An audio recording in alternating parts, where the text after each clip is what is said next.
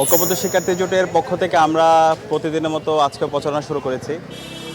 আমরা শিক্ষার্থীদের একদম ডোর টু ডোর যাওয়ার চেষ্টা করেছি, তাদের আকাঙ্ক্ষার কথাগুলো শোনার চেষ্টা করেছি। তো আমরা বারবার বলেছি ঐক্যবদ্ধ শিক্ষার্থী জোট এটা শিক্ষার্থীদের এই জোট। শিক্ষার্থীদের আকাঙ্ক্ষার কথাগুলো আমরা বলতে চাই, তাদের প্রত্যাশার কথাগুলো বলতে চাই। শিক্ষার্থীদের ভয়েসে আমাদের ভয়েস, এবং আমাদের যে স্লোগান, সেই স্লোগান হলো স্বপ্নের ক্যাম্পাস গড়ার পথযাত্রী, আমরা থামব না। আমরা যে স্বপ্ন নিয়ে এই ঢাকা বিশ্ববিদ্যালয়ে ভর্তি হই, আমাদের এই স্বপ্ন থাকে বিশ্ববিদ্যালয়ে চমৎকার একাডেমিক এনভায়রনমেন্ট থাকবে, গবেষণার পরিবেশ থাকবে, এখানে নিয়োগ হবে মেরিটোরিয়াসের ভিত্তিতে, এখানে ক্লাসে গিয়ে আমি হব একজন জুনিয়র স্কলার, আমার শিক্ষক হবে সিনিয়র স্কলার, আমার লাইব্রেরি ফেসিলিটিস থাকবে, আমার হলে আবাসন সংকট থাকবে না, স্বাস্থ্যের নিরাপত্তা থাকবে, খাদ্যের নিরাপত্তা থাকবে, এবং আমাদের নারীদের জন্য একটা নিরাপদ ক্যাম্পাস গড়ে উঠবে। এবং সেই ধরনের ক্যাম্পাস বিনির্মাণ না হওয়ার আগ পর্যন্ত আমরা থামব না। এবং ইতিমধ্যে আমাদের ইশতেহার আমরা তুলে ধরেছি। সেই ইশতেহারে আমরা 36টা সংস্কার প্রস্তাবনা দিয়েছি। 12 মাসে আমরা 36টা সংস্কার করতে চাই, এবং প্রত্যেকটা প্রস্তাবনা কোন সময় বাস্তবায়ন করা হবে সেটার এক্সিকিউটিভ প্ল্যানও আমরা আমাদের ওয়েবসাইটে পাবলিশ করেছি। এবং আমরা 6টা জিনিসকে সবসময় ইয়েস বলবো এবং 6টা জিনিসকে নো বলবো।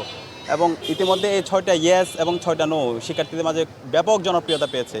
তো আমরা আশা করছি এবং আমরা খুবই কনফিডেন্ট, ইনশাআল্লাহ শিক্ষার্থীরা ঐক্যবদ্ধ শিক্ষার্থী জোটের যে প্রার্থীরা আছে তাদের উপর আস্থা রাখবে, এবং ইনশাআল্লাহ শিক্ষার্থীদের ম্যান্ডেট পেয়ে যখন আমরা তাদের প্রতিনিধিত্ব করার সুযোগ পাবো, শত বছর জুড়ে ঢাকা বিশ্ববিদ্যালয়ে যে সংকটগুলো তৈরি হয়েছে, আমরা এগুলোকে কৃত্রিম সংকট মনে করি, এই প্রত্যেকটা সংকটকে আমরা অ্যাড্রেস করব।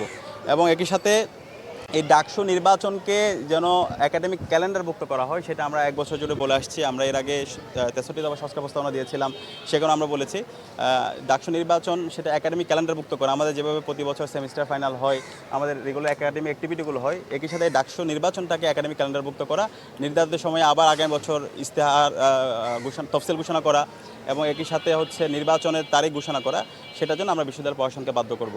এবং আমরা গত 1 বছর জুড়ে যে শিক্ষার্থী বান্ধব এবং ছাত্র বান্ধব কাজ করেছি, এবং এই নির্বাচন শুরু থেকে শিক্ষার্থী বান্ধব এবং ছাত্র বান্ধব তাদের আকাঙ্ক্ষার কথাগুলো বলেছি।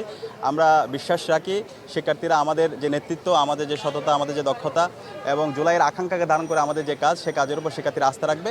এবং 9 তারিখ আমরা শিক্ষার্থীদের ব্যালট বিপ্লব দেখতে পাবো ইনশাআল্লাহ। এবং আমরা সারা দেশের কাছে দোয়া চাই।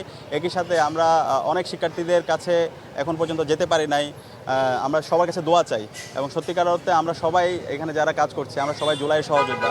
তো জুলাইয়ের শহীদরা যে জন্য জীবন দিয়েছে, আমাদের 40,000 ভাই বোন জীবন দিয়েছে, আমাদের 2,000 ভাই বোন জীবন দিয়েছে, 40,000 ভাই বোন আমাদের গাজী হয়েছে। তো তারা যে জন্য গাজী হয়েছে, তারা যে জন্য শহীদ হয়েছে, একটি ইনসাফ ভিত্তিক বৈষম্যহীন বাংলাদেশ বিনির্মাণ করা, সেই বাংলাদেশ যেন আমরা বিনির্মাণ করতে পারি, এবং সেটা যাত্রাটা যেন আমরা ঢাকা বিশ্ববিদ্যালয় থেকে শুরু করতে পারি, সেটার জন্য আমরা দোয়া চাই। এবং সেটার জন্য একটা আমরা চমৎকার এক্সাম্পল আমরা এই ঢাকা বিশ্ববিদ্যালয় থেকে দিতে চাই, এবং সারা দেশের কাছে আমরা বার্তা দিতে চাই, সবাই একসাথে মিলে আমাদের এই ঢাকা বিশ্ববিদ্যালয় নির্মাণ করা, একসাথে মিলে আমাদের স্বপ্নের বাংলাদেশ নির্মাণ করা।